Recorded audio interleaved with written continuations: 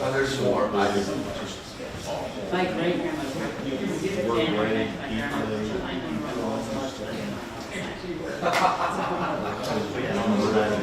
I was used to it. Well, my grandmother was really upset about my mother. She's like, not reading it.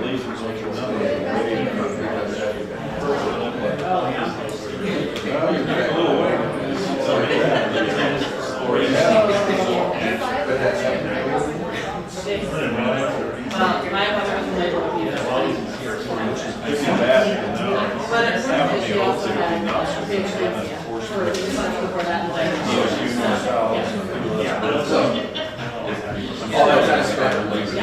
Dr. Fuller, you've studied the child for ever. And he said to my dad, well, gosh, in a couple weeks you know, yeah. That didn't go. the same version. So my dad was bedside You're manner. reading materials. I was going to say that's part of my job and the pediatric clinic training. It's like a real time. Never had one. One was for my dad. Basically.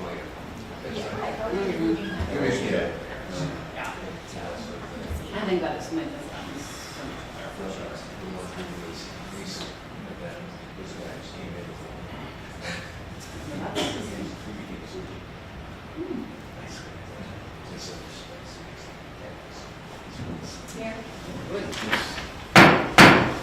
I'll call this meeting to order and ask you to please stand for the Pledge of Allegiance if you are able to do so. I pledge allegiance to the flag of the United States of America and to the republic for which it stands, one nation, under God, indivisible, with liberty and justice for all. Thank you very much. Please be seated. Welcome to the City Council meeting, Lindsborg, Kansas, November 18, 2024. And we will turn our attention to item number 3, public input. Do we have anyone signed up for public input? Thank you. Item number 4, amendments to the agenda. Any amendments? Okay. Item number 5, the mayor's report. Just 2 or 3 things that about our special city. First of all, our Councilman Peterson spoke at a Swedish association in Wichita, and then followed that up by the American Scandinavian Association lunch a couple weekends ago. And he did a really great job talking about Hemsloyd and the 40th anniversary, but also about the city. And it just was, I learned things, and that was really, really good. So we appreciate that.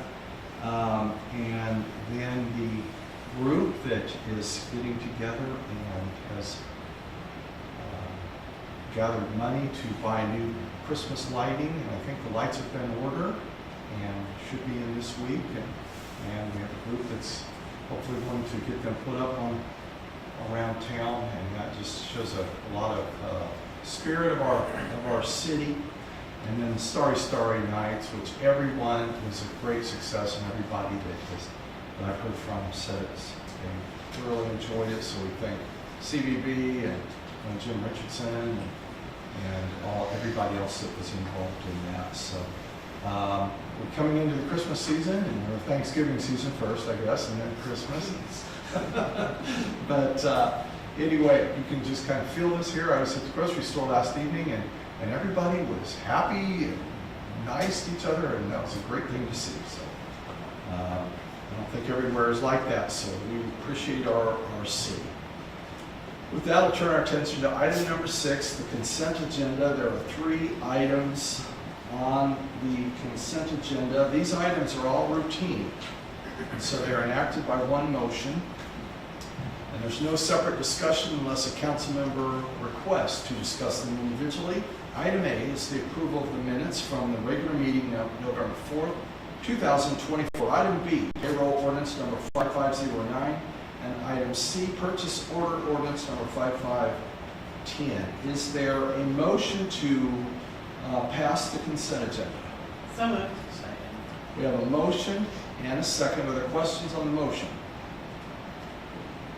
Seeing no questions, we will ask our city clerk to please call roll. Councilmembers Presley, Yes. Eagle, Yes. Bruce, Yes. Smith, Yes. Peterson, Yes. Peterly, Yes. Swanson. Yes. Thank you, council. Motion passes. Thank you, Roxy. Turn our attention to item number 7, the appointments. Do we have any appointments this evening? We do not. Thank you. Item number 8, committee reports. I believe we have one report from the Board of Zoning Appeals, and we will recognize Milton Collins. Welcome, Milton. Thank you, Mayor and Council. Today, I just want to update you guys on our recent Board of Zoning Appeals meeting that we had last Tuesday. For case 03-24, we had a variance to reduce the setback of a fence right there off of McKinley and State Street. They're wanting to reduce the fence to enclose more of their property. It's not in the way of any traffic or site triangles, so it did meet all the recommendations as far as the board and approved on Tuesday night. Also, update case 04-24, variance to reduce the setbacks for property line. We have recommendations of keeping the property lines from each for structure built 6 feet off the property line. It was asked to be a variance for reduction to 3 foot. The board did okay that. They made sure that the neighboring properties were on board with that and agreed to do that. So that's the update I have for BZA. Thank you, Milton. Are there questions for Milton? Seeing no questions, thank you, Milton, and thank the Board of Zoning Appeals for the fine work you do. Thank you. Turn our attention to item number 9, old business. Is there any old business to come before us this evening? There is none. Thank you. Item number 10, new business. We have 3 items this evening in new business. Item A, Region G Hazard Mitigation Plan, which is Resolution 08-2024. And I will call on our City Administrator, Christy Northcutt. Thank you, Mayor. So the last time a hazard mitigation plan came before council was in May of 2021. That was with resolution 09-2021.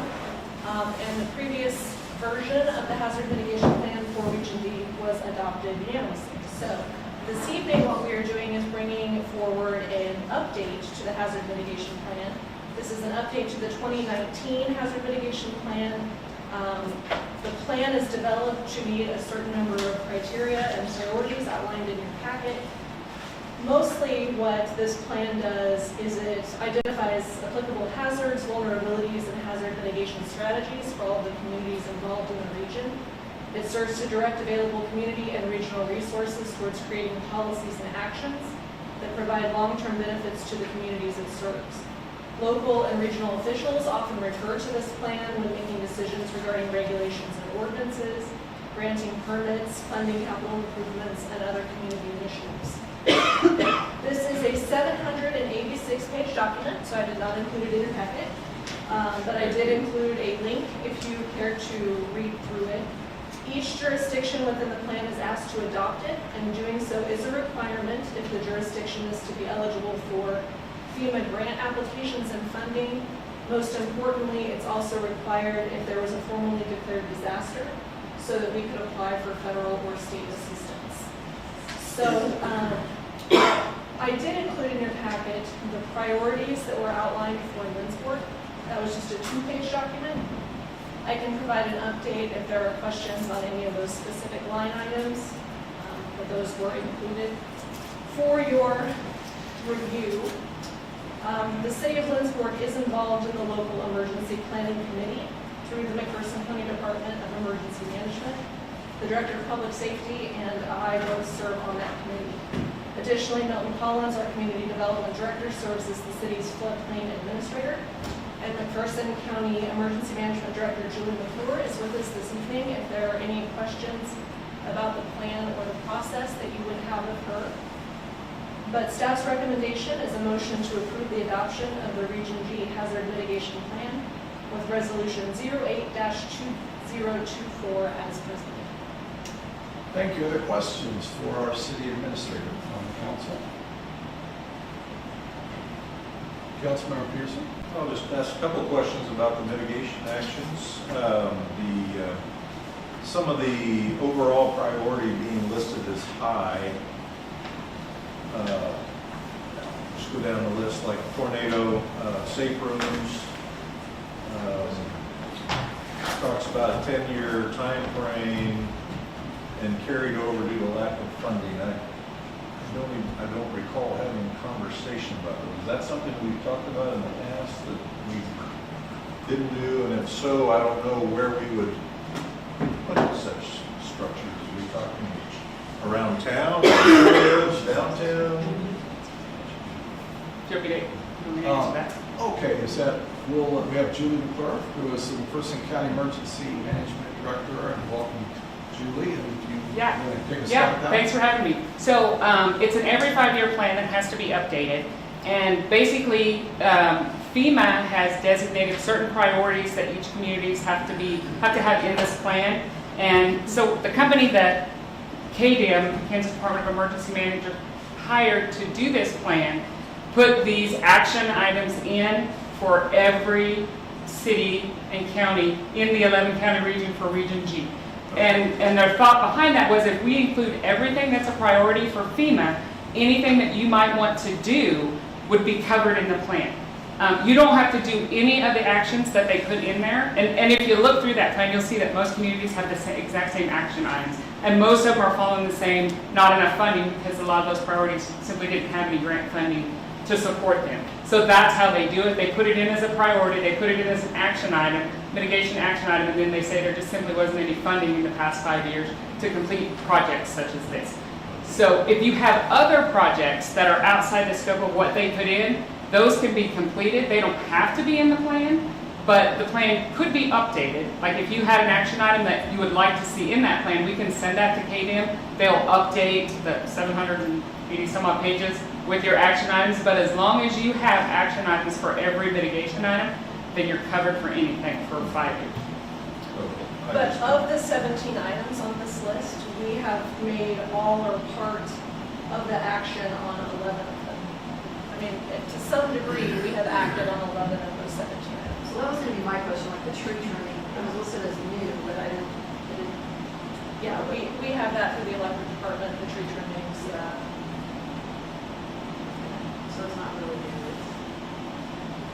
They're pretty standard items that they put in there for everybody.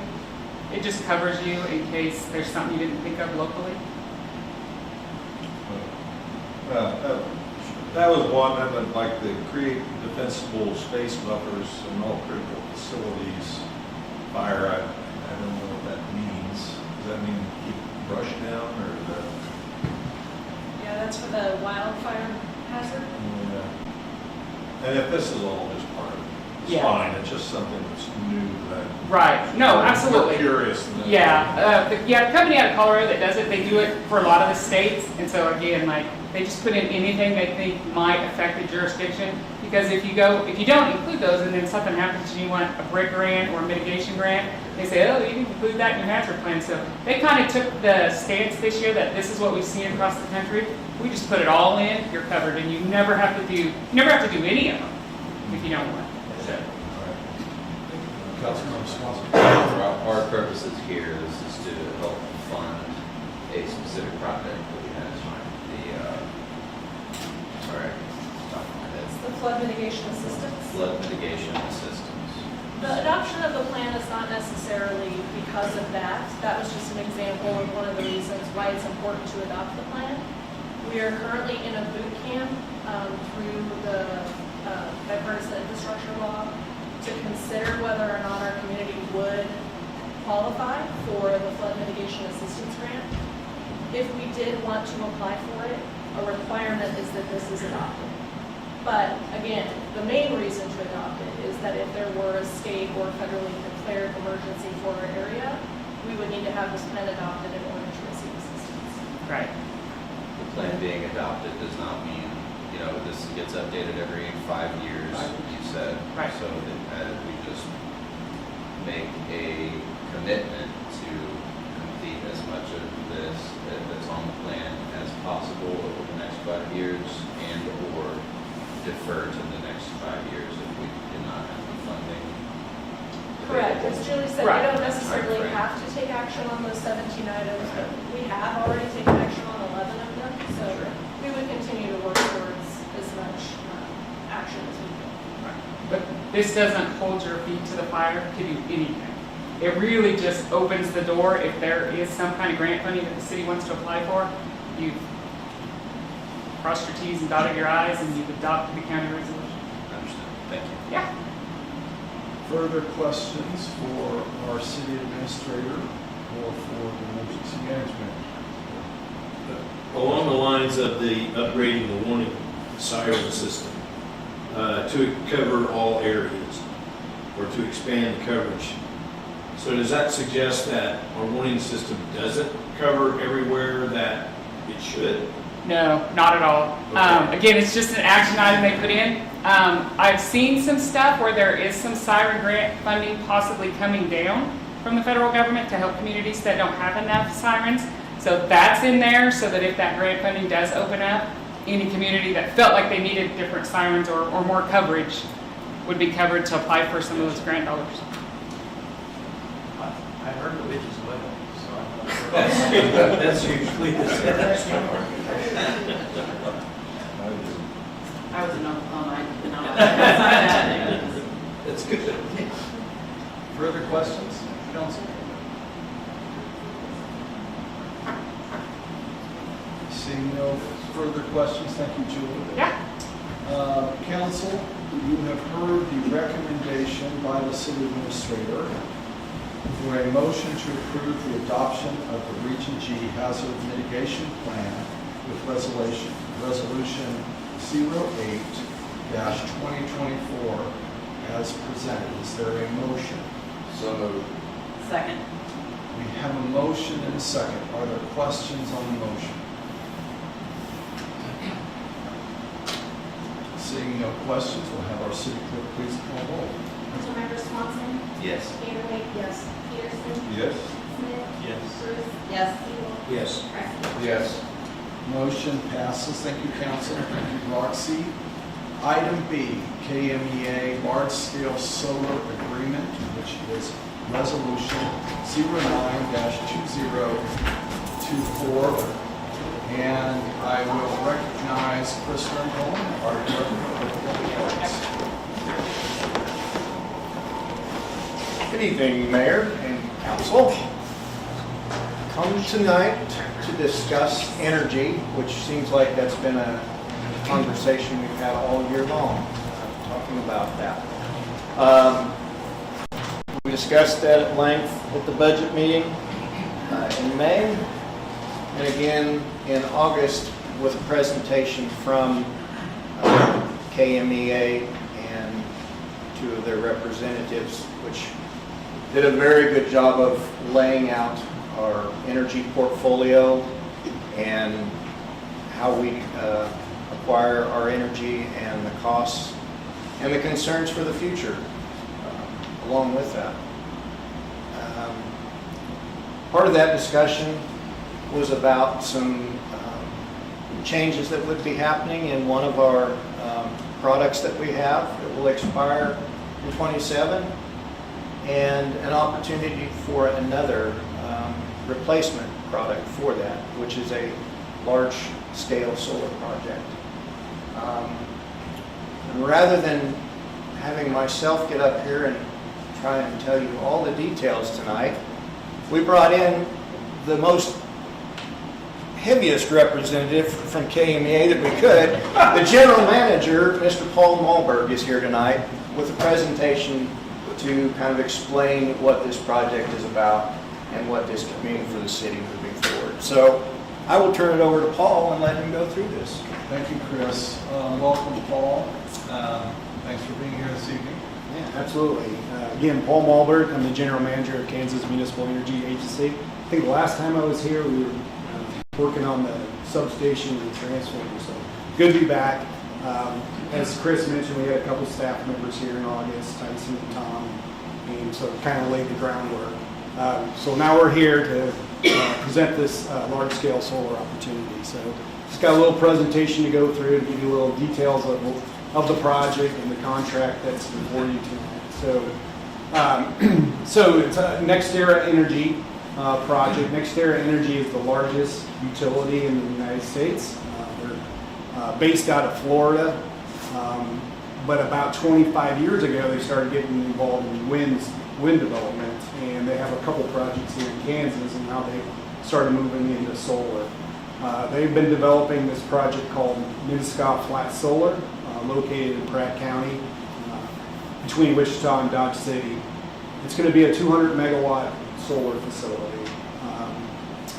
Single axis tracker, so it will track the sun, which means it'll get more energy by tracking.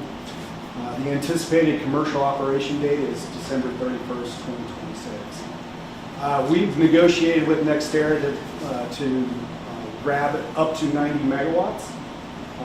And I'll go in a little bit about the energy supply and the capacity accreditation here in a little bit. Next slide, Dave. So KNEA, we've already signed the agreement with NextEra Energy, working through our governance, our executive committee. We got that approved. We're currently looking to, we're going out to council meetings, commission meetings, 40 cities right now to see what involvement we have and how much of that 90 megawatts that we will use and need. So that agreement's already in place. The agreement before you is what we call our back-to-back agreements with the city, which passes on all the benefits of the solar project that we receive through the contract with NextEra, but also the cost and the liability with that as well. The agreement before you is very similar to projects that you're already involved in, the Dogwood natural gas fired power plant and the Buckeye Wind project. Next slide. The term of this contract is 30 years. It includes the energy and the capacity. Just a little explanation between energy and capacity. Energy is the actual electricity that's being produced that keeps the lights on. The capacity is a requirement of the Southwest Power Pool that each utility has so much steel in the ground, if you will, to meet their 1 hour peak load plus some reserves.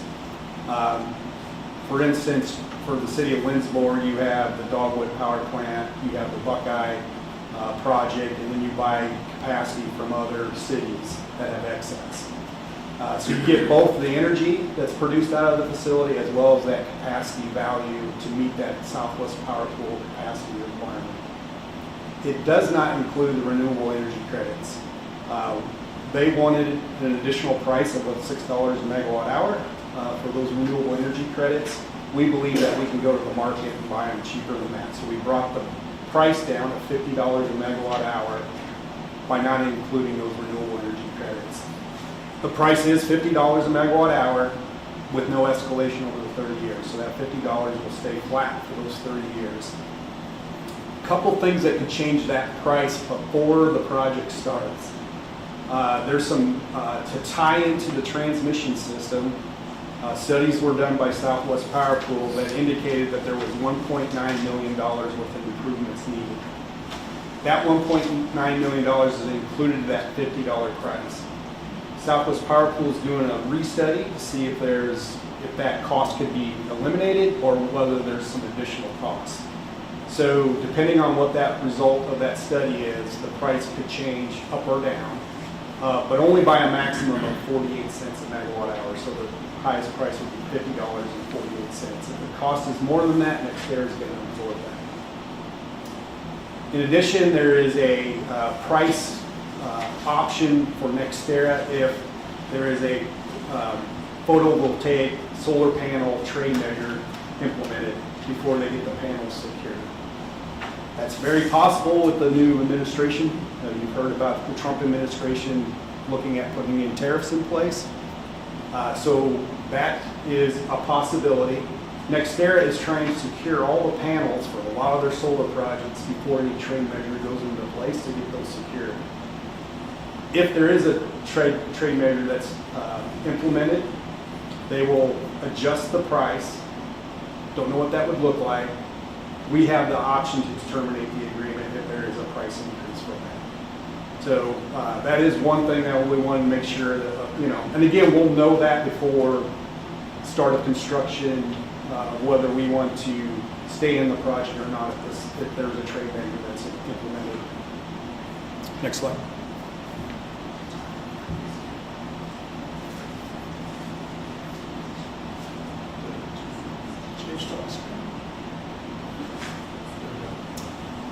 Okay, so this is a 200 megawatt facility. We're potentially up to 90 megawatts.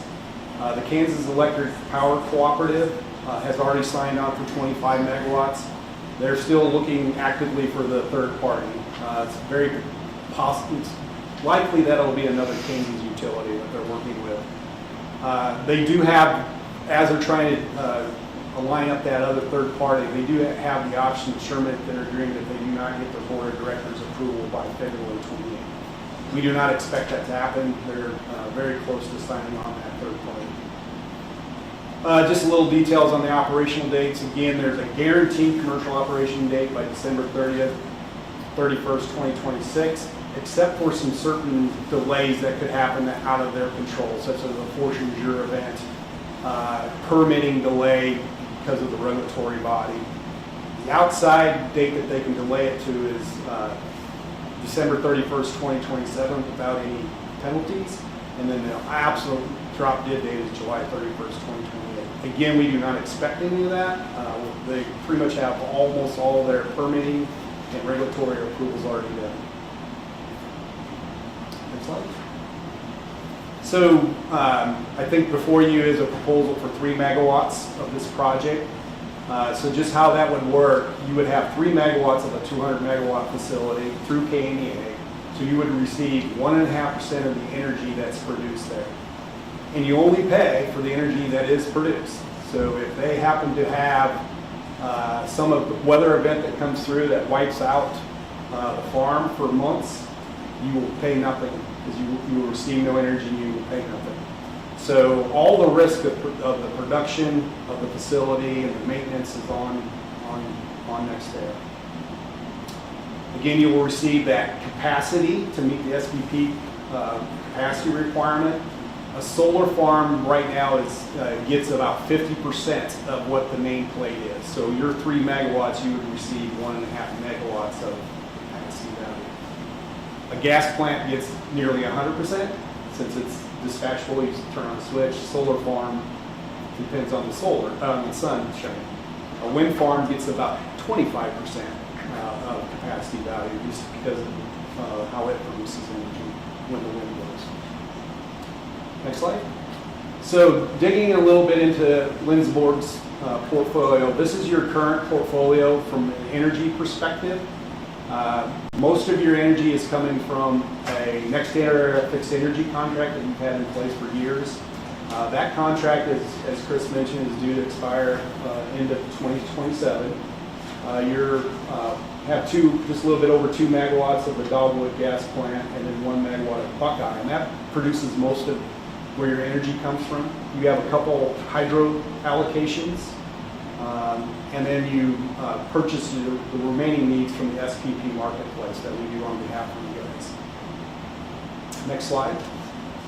And here's that capacity requirement that I was mentioning. So your peak load is approximately 9 megawatts. You have that 15% added reserve requirement. So currently your requirement with SPP is to have 10 megawatts of steel in the ground. And you can see how you currently meet that. And most of it is coming from this capacity purchase, that last line item, from our EMP3 group, the rest of the cities. You can see, and this would have been something that was discussed during your August meeting, adding that Minnesota solar at 3 megawatts, you get 50% of that, so that's 1.5 megawatts. And then we're currently working to bring potentially another baseload product to you at a future date. So you can see that you'll start reducing your purchase from the other municipals and having your own contract to meet that capacity requirement. And then I think the last slide is what your energy, so look at, again, that pie chart from the slide previously. This is what it would look like in 2028 with the solar farm and that base load product that we would bring to you in a future day. And you can see that the SPP, what you're buying from the market, on the previous pie chart, you were at 20%. We reduced that exposure down to 10%. And then this solar product is that blackish left-handed, would be about 19% of your energy supply. So this is about 20% of your energy needs, forecasted energy needs in 2028. And I think that's my last slide. Oh, one more slide. So, again, the benefits of this solar project will provide up to 20% of your energy requirements. It provides price stability. Again, that $50 per megawatt hour is good for 30 years. And then, again, you also get the capacity value from the project as well. We'd like to kind of, and this gets a little confusing, but that $50 a megawatt hour is an energy price. If you tack on the value of the capacity you get, currently that is valued at $2.25 a kW a month, but that is going up considerably. The SPP market is becoming short of capacity, so the value of capacity is going up. We think in 2026 it's going to be $6. So the energy piece, after you take out the value of that capacity, brings your energy price down to that $35, which is what you would want to look at as compared to other energy products. Now I believe that's my last slide. Okay, so again, thank you for your time. I'm here to answer any questions or support staff in their recommendation. Are there questions, Councilmember Peterson? You started to answer my question on the $35, I'd say net, I guess. Yes. Cost. And when comparing to the other sources, how does that $35 or $50, whichever you use, compare to the contract that's expiring as far as cost? And then compared to the other sources that we get it from, is it going up dramatically, staying the same? How does that compare? Yeah, sorry, I do not have the current price of your fixed energy contract, but I believe it was done at a very attractive time. So I think it's probably lower than the $35. Currently though, if you went out to go buy a on-peak energy product, they're running in the close to $70 a megawatt hour.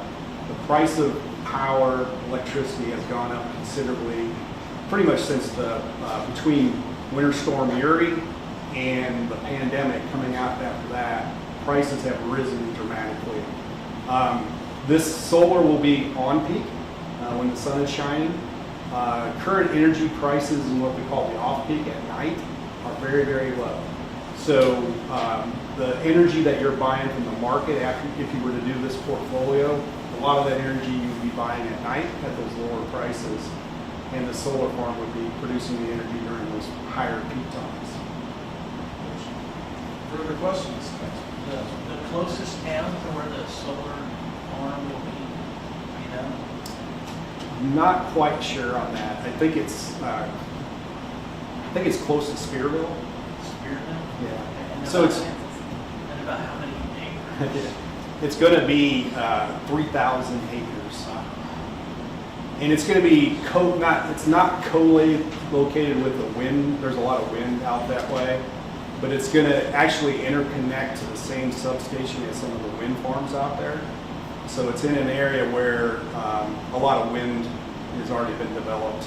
So they haven't seen a lot of pushback from the public as far as the solar farm.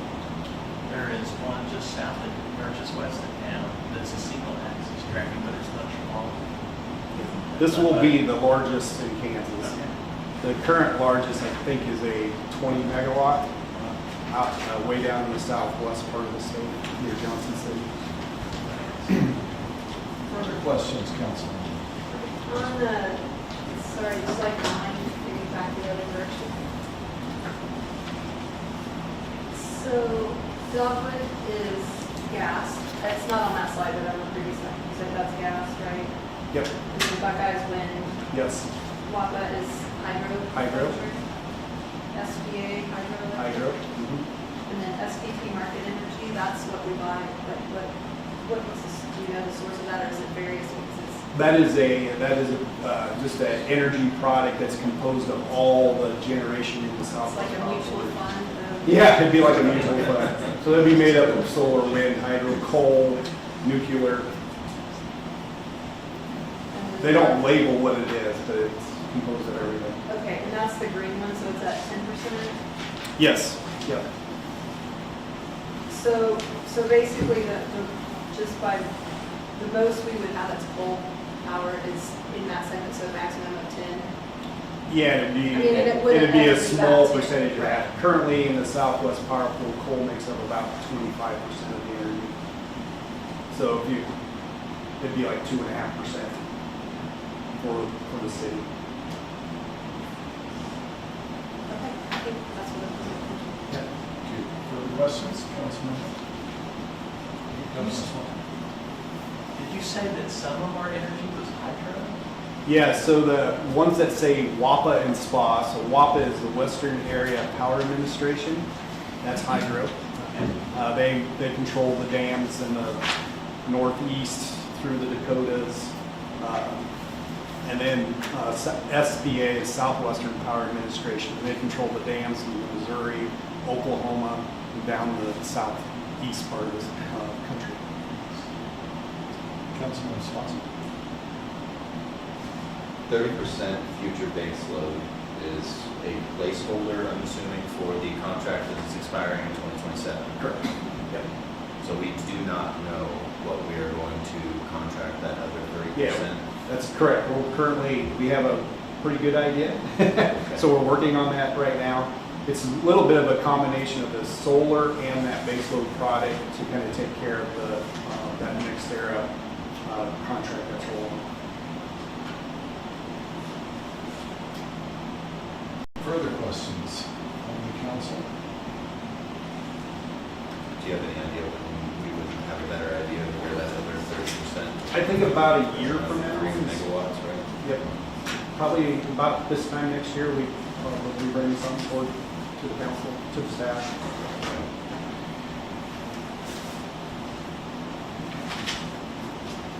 Question, let's see if it's there. Is there any nuclear In Southwest Power Pool, in any of our, in Southwest?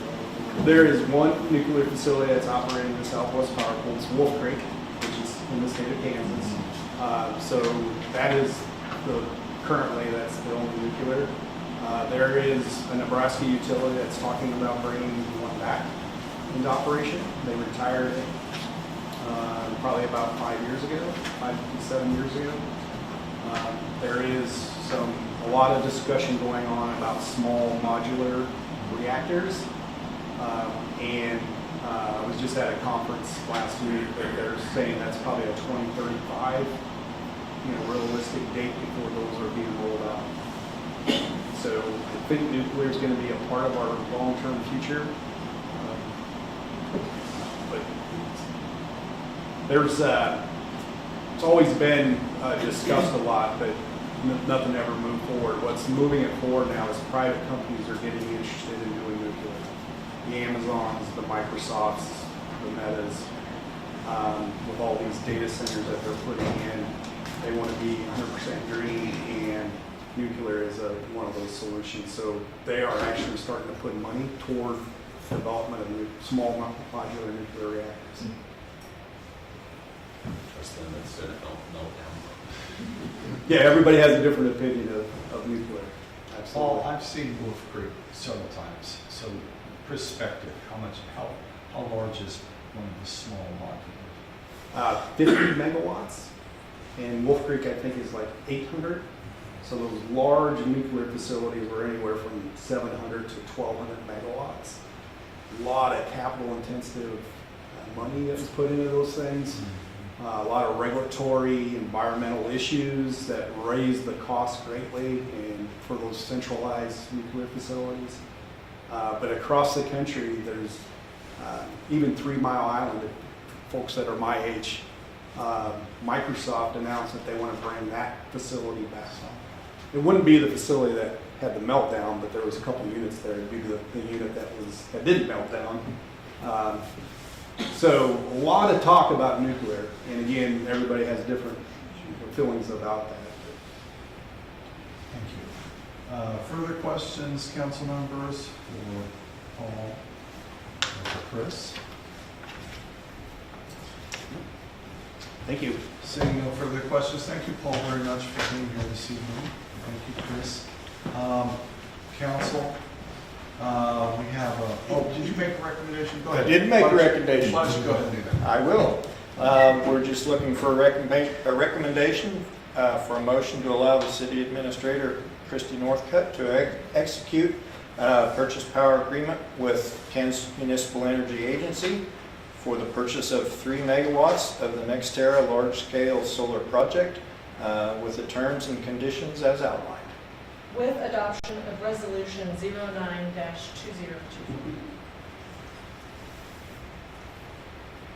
Okay, council, you've heard the proposed recommendation. Thank you, Chris. Is there a motion? Second. We have a motion and a second. Are there questions regarding the motion? Seeing no questions, we will ask our city clerk to please call roll. Councilmembers Cruz, Yes. Eagle, Yes. Presley, Yes. Swanson, Yes. Danwood, Yes. Peterson, Yes? Smith. Yes. Motion passes. Thank you, council. Thank you, Roxy. Turn our attention to item C, the Rural Fire District Agreement. And I will recognize David Hay, our Finance Director. Welcome, David. Good evening, Mayor. Good evening, Council. So what we have before you today is an agreement between the City of Lindsborg and the Rural Fire District Number 8. It's reviewed and updated annually, and the agreement basically states that the city will provide services and vehicle storage for the Rural Fire District, as well as provide payment for volunteer firefighters for rural fire runs. In return, the Rural Fire District pays a fee to the city for those services, plus a set amount for fire runs. So proposed is a 2025 agreement. There is a 3% increase in the fee that the city provides service and vehicle storage. And this year, the agreement will be presented to the Rural Fire District at their December meeting. And so what we're looking for is just a motion to approve the 2025 agreement between the City of Lindsborg and Rural Fire District Number 8.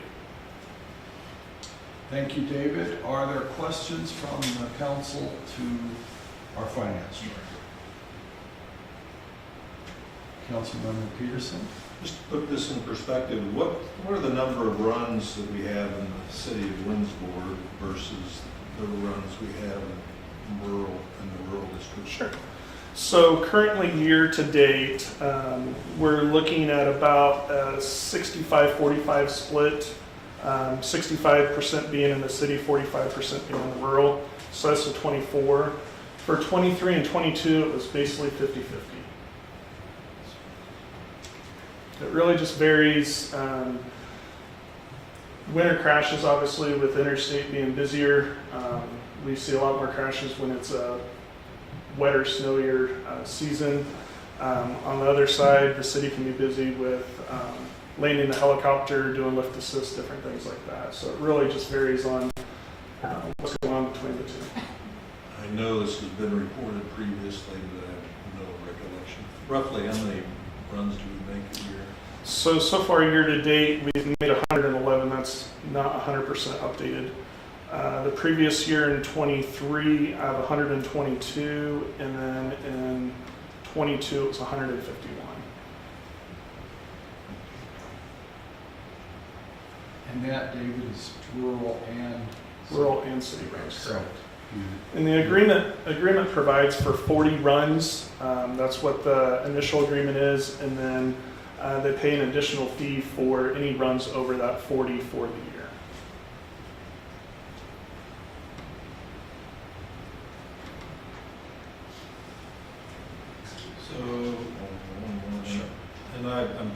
So what, it's 3% increase, but what is the base fee? What is the fee? Yeah, so the base fee, so $180. that is for the, That's an excess of 40. so the total of $9,725 is used to offset the maintaining of all the equipment, all of the telephone services, utilities, telephone, gas, light, everything like that. The runs is $17,300 per year, and then again, as Councilmember Swanson said 180 for each run that exceeds the 40. So the 3% increase is on that 9,725. 2 years ago, we approached the Rural Fire Board and increased it because there was some offsetting information to where there wasn't a fair share of the budget being shared, and so we looked at what their runs were versus ours. Chief Davis did that, and then we went both to the Rural Board and were able to increase where we were at previously.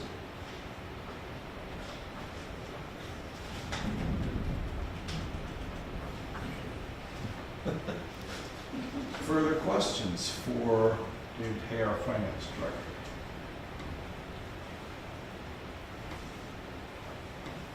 I guess I'll ask the question, we just purchased or leased a vehicle for fire that we haven't had before. Is that factored into this 3%, or is the city going to absorb all of that? So that is not factored into the 3% at all.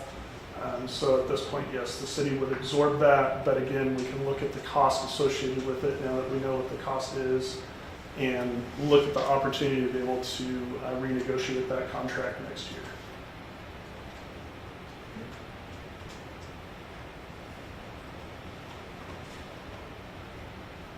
Further questions, council?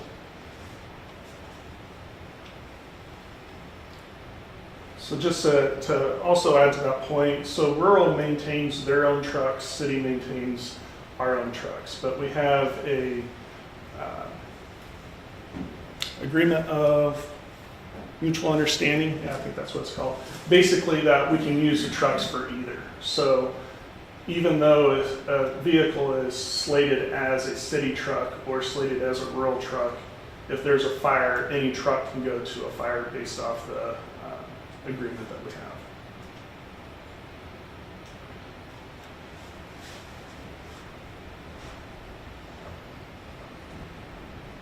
Further questions?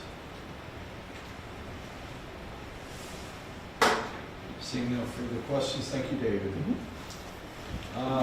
Council, the recommendation is for a motion to approve the 2025 agreement between the City of Lindsborg and Rural Fire District Number 8.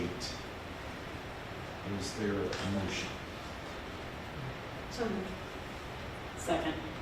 We have a motion and a second. Are there questions on the motion? Seeing no questions, we'll have our city clerk call roll, please. Councilmember Siebel, Yes. Luce, Yes. Smith, Yes. Peterson, Yes. Vanderway, Yes. Swanson, Yes. Presley. Yes. Motion passes.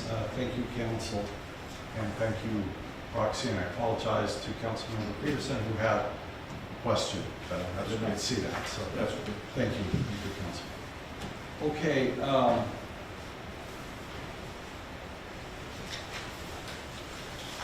that concludes our new business for this evening. We will turn our attention to item number 11, executive session. Is there a reason for executive session this evening? No, Mayor. I believe so, Mayor. Okay, excuse me? I believe so. Okay, Councilmember Swanson? Yeah, I'd like to move that the Lindsborg City Council recess this meeting, go into executive session for 30 minutes to discuss personnel matters relating to non-elected personnel. Executive session would include members of City Council and the mayor. And we would return at 7:47, or if it passes. The motion is to go into executive session this evening to discuss non-elected personnel for a period of time of 30 minutes, which would run until 7:47. Is there a second? May I make a comment, please? It's standard to have the city attorney or the city clerk also present in executive session. So I would recommend that one of them rather. It's not required, it's typical. If I'm not named or the clerk is not named, we cannot be there. Well, I would like to recommend that we amend the motion to include the city attorney. I'll tell you, before we, let's ask the person who made the motion, Sure. if you're interested in amending that motion to include the city attorney. I would amend to include city clerk. Okay, city clerk. Okay, so the motion then is to go in executive session, the city council, the mayor, and the city clerk for a period of time of 30 minutes, which would now be from whenever we go in, 7:48 for 30 minutes. We have a motion, it's an amended motion. Is there a second?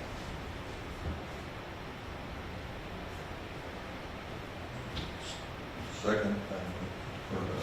We have a motion. Okay, questions on the motion? Seeing no questions,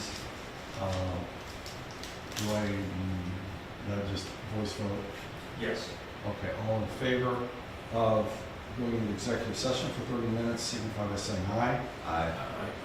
Opposed, no. No. Ayes appear to have it. Ayes do have it. We will go into executive session for 30 minutes. We will 7:50. Okay. We will go to, and I don't recall the motion to turn us into the chamber. Right, we're to adjourn. 7:50. I don't anticipate any action after that, so those of you who need to be here, I don't think you're missing anything. Okay.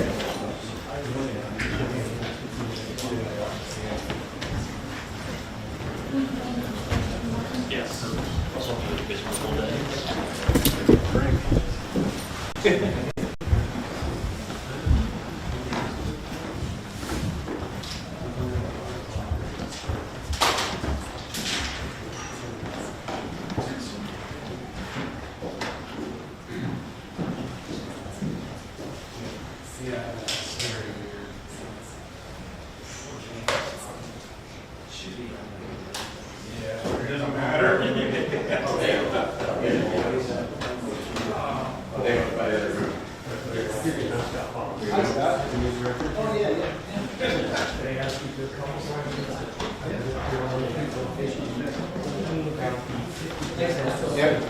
Look, it's so,